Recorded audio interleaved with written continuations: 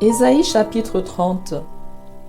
Malheur, dit l'Éternel, aux enfants rebelles qui prennent des résolutions sans moi et qui font des alliances sans ma volonté pour accumuler péché sur péché, qui descendent en Égypte sans me consulter pour se réfugier sous la protection de Pharaon et chercher un abri sous l'ombre d'Égypte.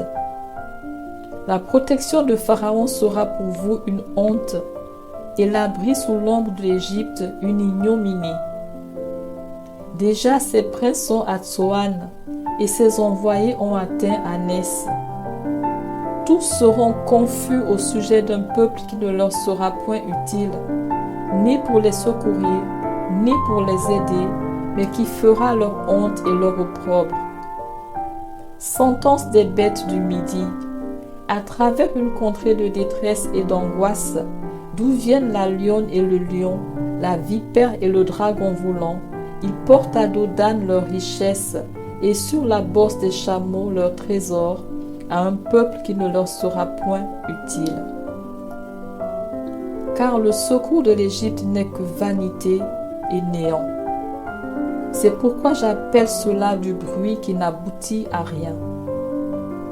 Va maintenant, écris ces choses devant eux sur une table et grave-les dans un livre, afin qu'elles subsistent dans le temps à venir, éternellement et à perpétuité.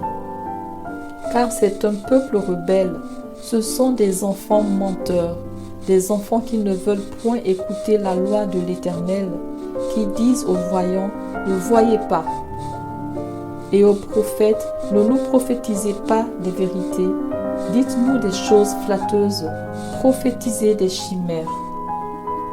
Détournez-vous du chemin, écartez-vous du sentier, éloignez de notre présence le Saint d'Israël.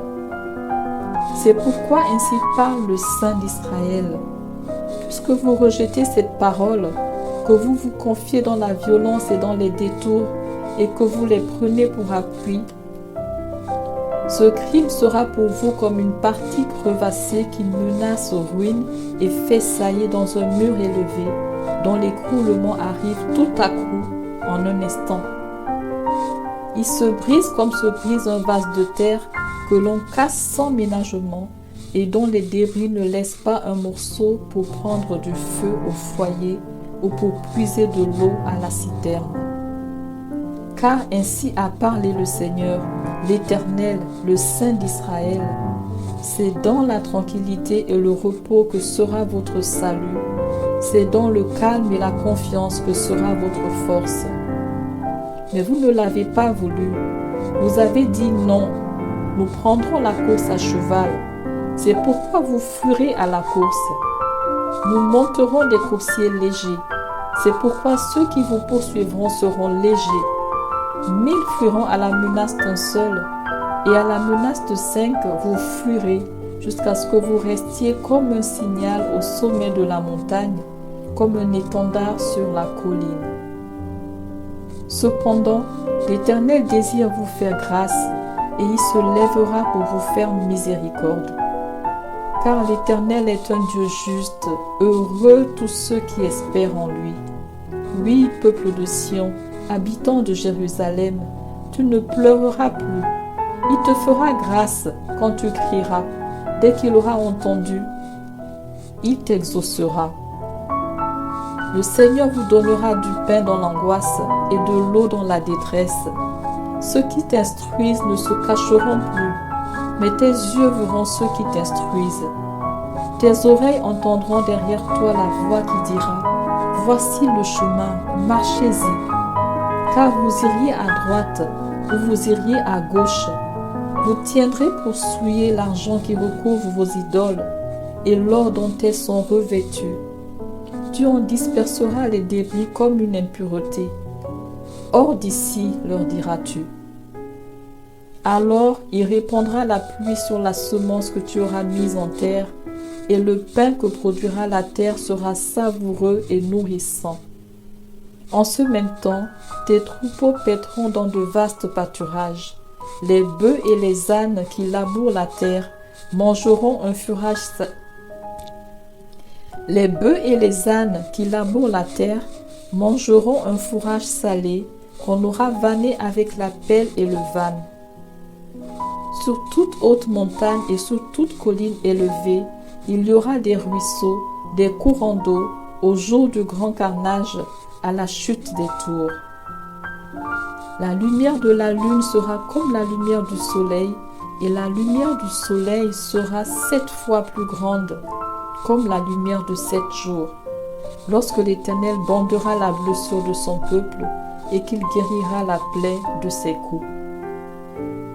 Voici, le nom de l'Éternel vient de loin. Sa colère est ardente, c'est un violent incendie. Ses lèvres sont pleines de fureur et sa langue est comme un feu dévorant. Son souffle est comme un torrent débordé qui atteint jusqu'au cou pour cribler les nations avec le crible de la destruction et comme un morse trompeur entre les mâchoires des peuples. Vous chanterez comme la nuit où l'on célèbre la fête.